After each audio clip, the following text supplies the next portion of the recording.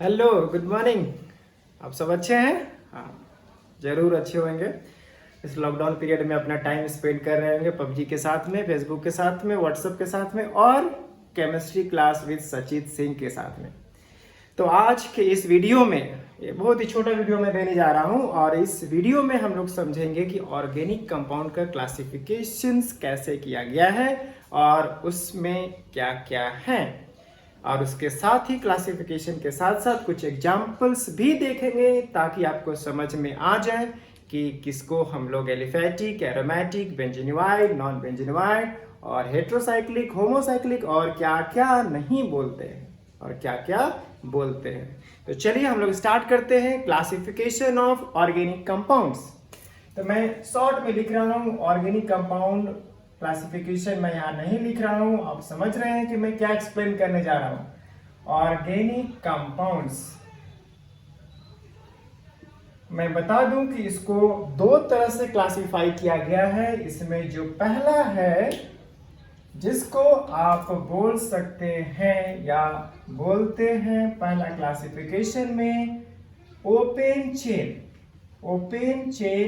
Organic compound, या इसको और भी हम लोग बोलते हैं, क्या बोलते हैं इसको हम लोग बोलते हैं एलिफैटिक ऑर्गेनिक कंपाउंड्स। सिंपल सा है, आपको नाम से ही पता चल रहा है। जो चेन होगा वह ओपन होगा, मतलब वो साइकिल में नहीं होगा। वह ओपन चेन कहने का मतलब कि इस तरह से चेन में होगा। ठीक है, ओपन चेन को क्लासिफाइड किया गया है दो कैटेगरी में। पहला जो आपका है उसको हम लोग बोलते हैं स्ट्रेट चेन। क्या बोलते हैं? Straight chain organic compounds. और जो दूसरा है वो है आपका ब्रांच चेन ऑर्गेनिक कंपाउंड। यहां से फिर से देखिए, नाम से क्लियर है। जो कार्बन का चेन होगा वह स्ट्रेट चेन होगा, और जो कार्बन का चेन होगा उस चेन में अगर कोई ब्रांच है, मतलब कोई कार्बन जुड़ा हुआ है, तो उस तरह के चेन को हम लोग बोलेंगे ब्रांच्ड कार्बन चेन और ब्रांच्ड ऑर्गेनिक कंपाउंड्स। एग्जांपल्स देखते हैं, देख लीजिए। सारे स्ट्रेट चेन में कोई भी ब्रांच नहीं है, लेकिन अगर ब्रांच चेन के एग्जांपल देखें तो आप देख लीजिए यहाँ पे क्या हो गया, कार्बन स्ट्रेट चेन ए हो गया, लेकिन उसी में एक कार्बन जुट गया, इसीलिए इसको हम बोलेंगे ब्रांच चेन। और यहाँ पे आपको एक जानना जरूरी है कि हर एक कार्बन का जो ऑक्टेट है वो पूरा किया गया है किसके द्वारा? हाइड्रोजन के द्वारा। जैसे कि हम लोगों ने पिछले वीडियो में देखा था कि कार्बन का यूनिक नेचर होता है, और उस यूनिक नेचर में carbon straight chain, branch chain और मिलियंस ऑफ कार्बन कंपाउंड्स बना सकता है। तो उसी से हम लोग बोल सकते हैं कि जो कार्बन है यहाँ स्ट्रेट चेन भी बना रहा है और ब्रांच्ड चेन भी बना रहा है। ये किसके अंदर हो गया? ओपन चेन के अंदर। अब हम लोग जो बात करने जा रहे हैं उसका सेकेंड साइड में, जो सेकेंड साइड है उसमें कौन सा क्लासिफिकेशन है और क्या नाम है। जो दूसरा जस्ट इसका उल्टा, ओपन है तो दूसरा होगा क्लोज्ड चेन। ठीक है, इसको और भी नाम दिया गया है जिसको हम लोग बोलते हैं साइक्लिक चेन। ठीक है, इसको हम लोग और भी नाम दिए हैं, नाम लोग नहीं, जिसने क्लासिफिकेशन जिन्होंने किया है, हम लोगों ने नाम नहीं दिया है, जिन्होंने क्लासिफिकेशन किया है उन्होंने एक और नाम दिया है जिसको हम बोला गया है रिंग चेन। साइक्लिक चेन या क्लोज चेन या रिंग चेन, इसमें क्लियर है कि जो चेन होगा, जो कार्बन होगा वह साइकिल में होगा, मतलब जहां से स्टार्ट किए वो घूम के वापस वहीं पे आएगा। उस तरह के चेन को हम लोग बोलते हैं साइक्लिक चेन। एग्जांपल्स अगर आप देखना चाहें तो आप सिंपल सा लिख देते हैं, बेंजीन बना दीजिए। आप देखिए कि जहां से स्टार्ट किए फिर घूम के वहीं पे आ रहा है। ऐसे बहुत सारे एग्जांपल्स हैं। आप इस तरह बॉन्ड लाइन हमने एक्सप्लेन किया है पिछला वीडियो में, आप देख सकते हैं। तो ये बॉन्ड लाइन है जिसमें क्या है, साइक्लोब्यूटेन है। आप और भी एग्जांपल्स ले सकते हैं। आप 5 कार्बन का ले सकते हैं जिसमें इस तरह से भी आप लिख सकते हैं, और यहाँ पे आप दूसरा एटम डाल सकते हैं। इसका क्लासिफिक हम क्यों, मैंने यहाँ दूसरा एटम डाला, क्यों लिया? क्योंकि हमको क्लासिफाई करना है क्लोज चेन को भी, और यह क्लासिफाइड किया गया है दो कैटेगरीज में।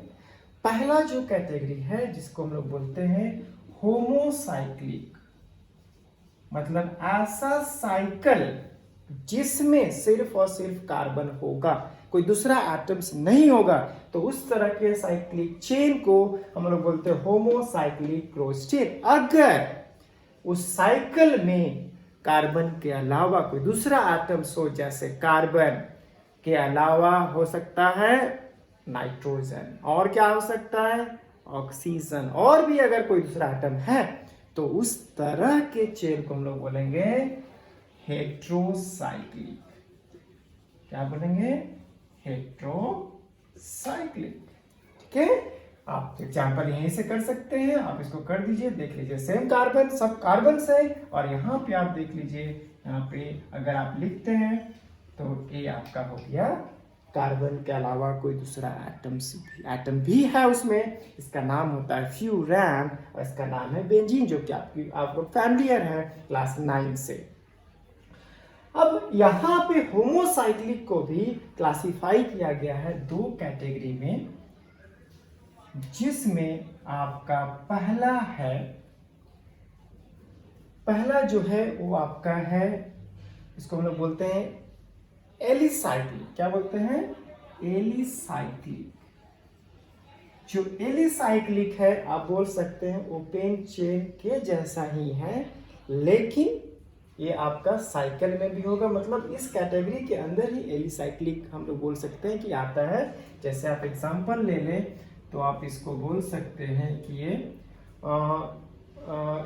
इसको हम लोग एलिफैटिक भी बोलते हैं, उस सेम कैटेगरी नहीं बोल सकते हम लोग, इसको एलिफैटिक भी बोलते हैं, और क्या नाम देते हैं?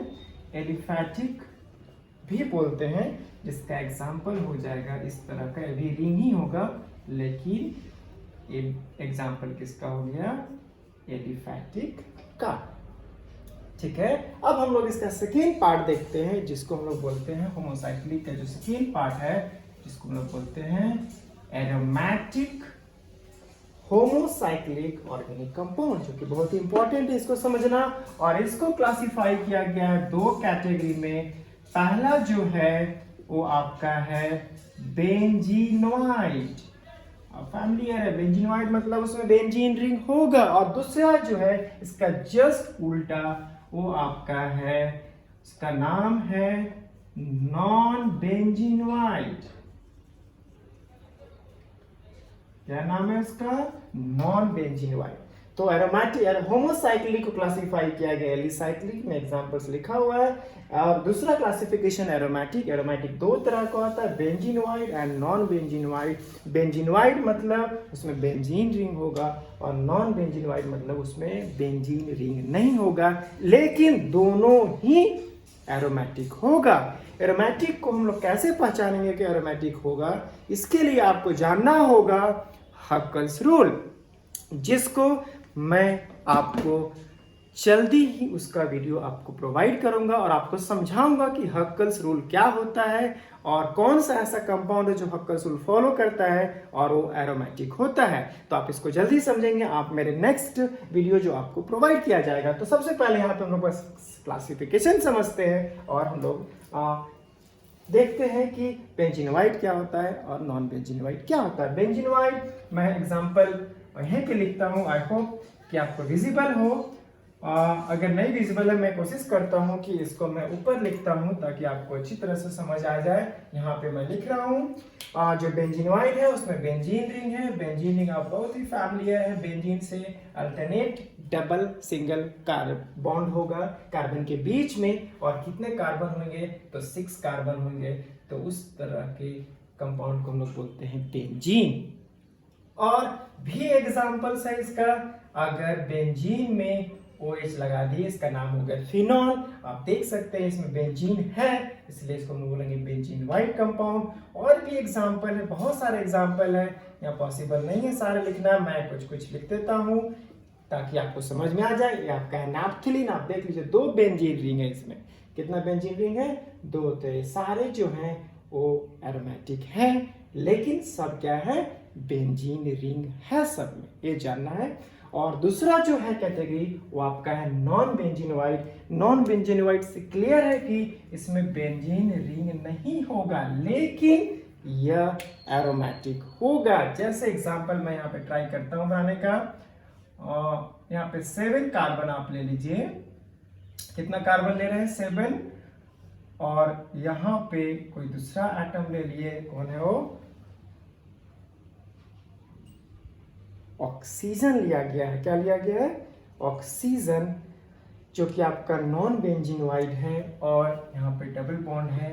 तो ये जो एटम है ये आपका एरोमेटिक है, लेकिन यह बेंजीन नहीं है। बेंजीन में क्या था कि 6 कार्बन होना चाहिए और कार्बन के बीच अल्टरनेट सिंगल डबल होना चाहिए, जो कि यहाँ पे नहीं है।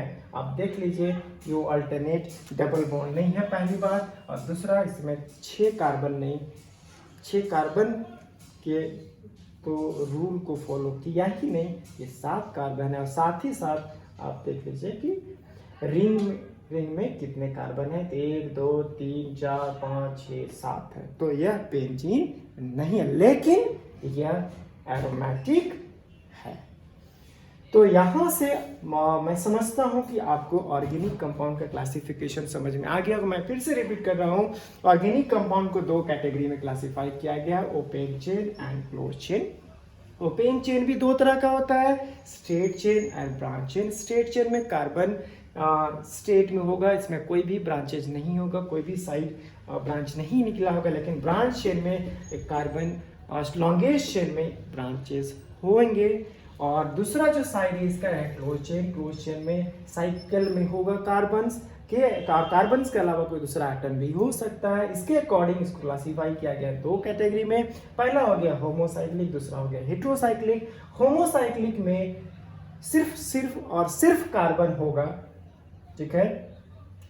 होमोसाइक्लिक को क्लासिफाई किया गया 2 कैटेगरी में, पहला एलिसाइक्लिक और दूसरा हो गया एरोमेटिक। एलिसाइक्लिक जो कि एरोमेटिक नहीं होगा, सिंपल सा है। एलिसाइक्लिक जो कि एरोमेटिक नहीं होगा वो एलिफैटिक होगा। और दूसरा जो पार्ट है वो है एरोमेटिक। एरोमेटिक भी 2 तरह का होता है। ऐसा एरोमेटिक जो सिर्फ बेंजीन होगा, उसमें बेंजीन के अलावा तो मतलब उसमें दूसरा भी कंपाउंड हो सकता है, लेकिन बेंजीन कंपलसरी है कि बेंजीन रिंग होगा उसमें, उस तरह को हम लोग बोलते हैं बेंजीनोइड। मैंने एग्जांपल यहाँ लिखा है, बेंजीन, फिनॉल, नैप्थलीन। और दूसरा जो एरोमेटिक का पार्ट है वो है नॉन बेंजीनोइड। वहाँ पे बेंजीन रिंग नहीं होगा। मतलब बेंजीन रिंग करने का मतलब कि 6 कार्बन रिंग में नहीं होंगे और इस रिंग में अल्टरनेट डबल सिंगल बॉन्ड नहीं होंगे।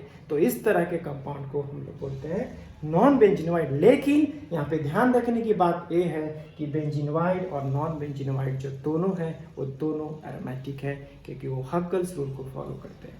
यहाँ पे क्लासिफिकेशन खत्म होता है। मैं आपको जल्दी नेक्स्ट वीडियो में एक्सप्लेन करूंगा word root of carbon, homologous series and functional group. इतना करने के बाद मैं आपको प्रोवाइड करूंगा हक्केल्स रूल्स और साथ ही साथ मैं आपको प्रोवाइड करूंगा रिएक्शन मैकेनिज्म।